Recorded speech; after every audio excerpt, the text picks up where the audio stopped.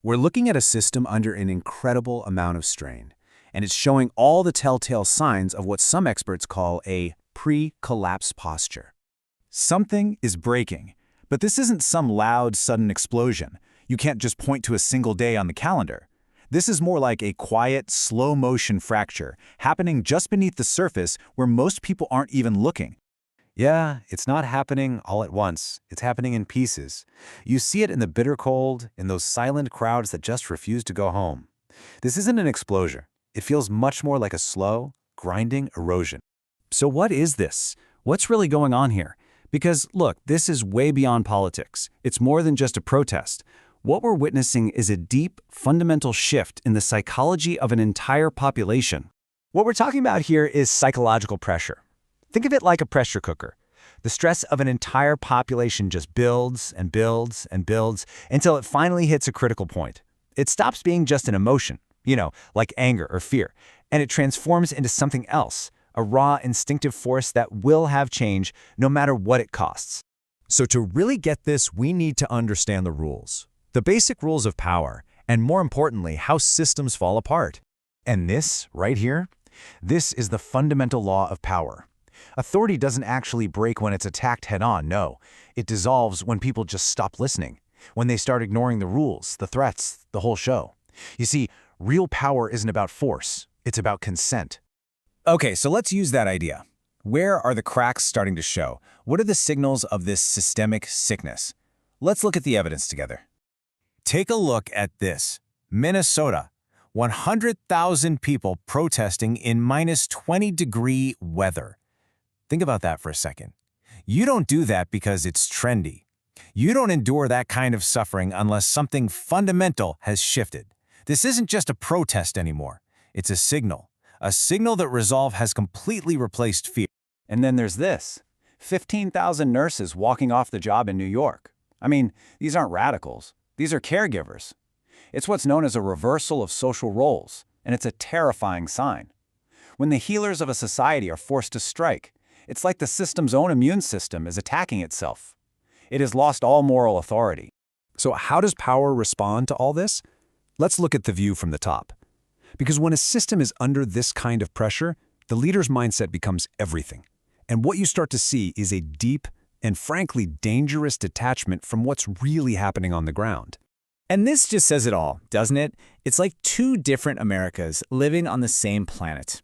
On one side, you have the reality for millions of people. Protests in the freezing cold, nurses on strike, families terrified that ICE is going to show up at their door.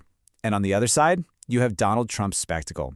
A world of golden arches, marble halls, and race cars. It's not just a disconnect. It's a complete retreat into a fantasy world.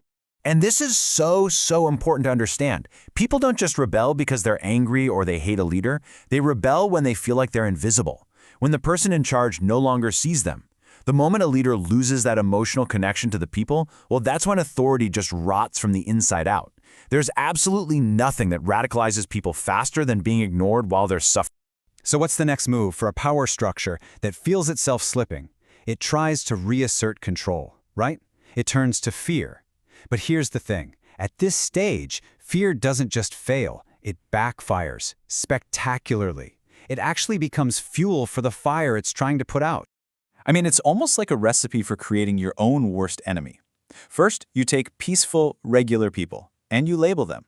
You call them domestic terrorists. What happens next? You don't scare them. You actually give them a new identity. And then their behavior starts to match that new identity.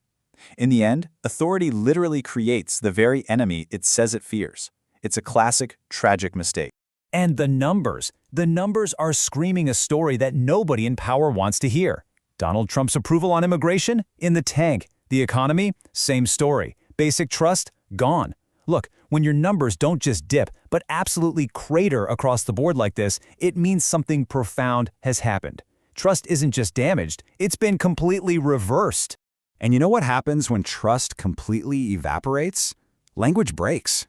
All those attempts to control the narrative, like calling ice raids freezing rain, they stop working. They just become punchlines, memes. And let me tell you, ridicule is so much more corrosive to power than anger. Anger can be fought. Ridicule just dissolves. So all of this leads us right here, to this critical moment. the pre-collapse posture. And what is that exactly?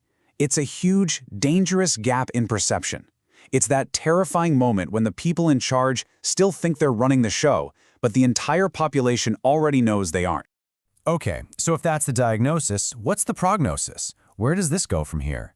History tells us that once you're in this posture, there are really only 3 ways out. And the final chapter, well, it hasn't been written yet. Path number 1, intensified repression. This is where power just doubles down, hard. You get this illusion of control for a little while, but you're just turning up the heat on that pressure cooker, guaranteeing a much bigger explosion later. Path 2, institutional fracture. This is when the system breaks apart from the inside. States start ignoring federal orders. Government agencies stop cooperating. Power gets messy, decentralized, chaotic. Then there's the third path, and historically, this is the most dangerous one of all, psychological resignation. This is when the leadership just checks out.